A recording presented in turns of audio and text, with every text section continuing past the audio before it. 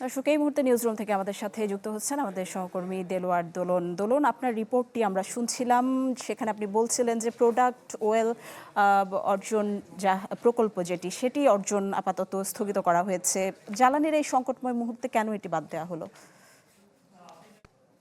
নির্বাচিত সরকার আসার পর থেকে সপ্তম এবং চলতি অর্থ বছরের দ্বিতীয় প্রকল্প হিসেবে মূলত দ্বিতীয়বারের মতো আজকে একনেক সভা অনুষ্ঠিত হয়েছে। আর এই একনেক সভায় যে প্রকল্পগুলো অনুমোদন দেওয়া হয়েছে তার মধ্যে বেশ কিছু প্রকল্প আমরা দেখেছি যে মোট 12টি প্রকল্প উপস্থাপন করা হয়, তার মধ্যে পাশ হয়েছে 10টি। এর মধ্যে আপনি যে বলছিলেন যে ট্যাঙ্কার জাহাজ কেনার যে প্রকল্পটি সেটি কেন বাদ হয়েছে, বলা হচ্ছিল যে আমরা প্রশ্ন করেছিলাম একনেক সভা পরবর্তীতে যে সংবাদ সম্মেলন হয়েছিলেন পরিকল্পনা প্রতিমন্ত্রী জুনায়েদ সাকিকে, তিনি বলছিলেন যে কিছুদিন আগেই প্রধানমন্ত্রী যে চীন সফর করেছিলেন সেখানে 4টি ট্যাঙ্কার জাহাজ কেনার যে চুক্তি হয়েছিল সেই ক্ষেত্রে আসলে এটি সাংঘর্ষিক হয় কিনা সেজন্যই মূলত এটি বাদ হয়েছে। একই সঙ্গে কিন্তু আরেকটি প্রকল্প বাদ হয়েছে, সেখানে বলা হয়েছে যে তুরাগ নদ বিশেষ করে ঢাকার জলাবদ্ধতা নিরসনের আর অংশ হিসেবে যেটি নেওয়া হয়েছিল, বলা হচ্ছিল, আমরা তাও জিজ্ঞেস করেছিলাম, তারা বলছিলেন যে বুড়িগঙ্গার সাথে সংযোগ সৃষ্টি করার লক্ষ্যে ঢাকার বৃহৎ পরিকল্পনার যে জলাবদ্ধতা নিরসন প্রকল্প হিসেবে মূলত এটি বাদ হয়েছে। অর্থাৎ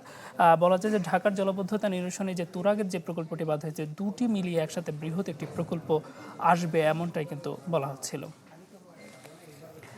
দোলন, আরেকটি প্রশ্ন করতে চাই, ঢাকা মেডিকেল আধুনিকায়নের যে প্রকল্পটি নেওয়া হয়েছে সেটি আসলে কবে নাগাদ বাস্তবায়ন হতে পারে?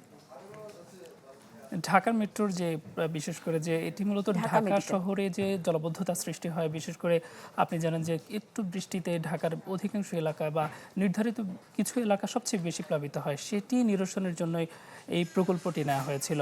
আর এই প্রকল্পটি নির্বাচিত সরকার আসার পর থেকে বলা হচ্ছে ঢাকাকে ঢেলে সাজানোর জন্য ঢাকার চারপাশে যে নৌপথ সেটিকে সম্প্রসারণের পাশাপাশি যে ঢাকার নদীগুলো রয়েছে সেটিগুলোকে ঢাকা মেডিকেলের অংশটি যেটি বলছিলেন যে মূলত ঢাকা মেডিকেলের এটি বাস্তবায়ন 2030 সাল পর্যন্ত নেওয়া হয়েছে। এই প্রকল্পটির অধীনে মূলত আপনি জানেন যে ঢাকা মেডিকেলে যারা শিক্ষার্থী রয়েছেন তাদের আবাসন সংকট তীব্র আকার ধারণ করেছে। একই সঙ্গে যে যারা ট্রেনি চিকিৎসক রয়েছেন তাদেরও আবাসন ব্যবস্থা নেই, এইটি নিশ্চিত করা হবে। একই সঙ্গে দেশের বিভিন্ন জেলার হাসপাতালগুলোতে একটি প্রকল্প নেওয়া হয়েছে, যেখানেও মূলত যেই প্রকল্পটির আওতায় ঢাকা মেডিকেলের ছাত্রীদের জন্য দুটি প্রকল্প নেওয়া হয়েছে। এটি 2030 সাল নাগাদ হয়তো কাজ শেষ হবে এমনটাই বলা হচ্ছে। দোলন, অনেক ধন্যবাদ আপনাকে। দর্শক, দেখছিলেন একনেক সভায় প্রায় 9,500 কোটি টাকা অনুমোদন দেওয়া হয়েছে 10টি প্রকল্পের। এই বিষয়ে বিস্তারিত তথ্য আমাদের জানাচ্ছিলেন দেলোয়ার দোলন।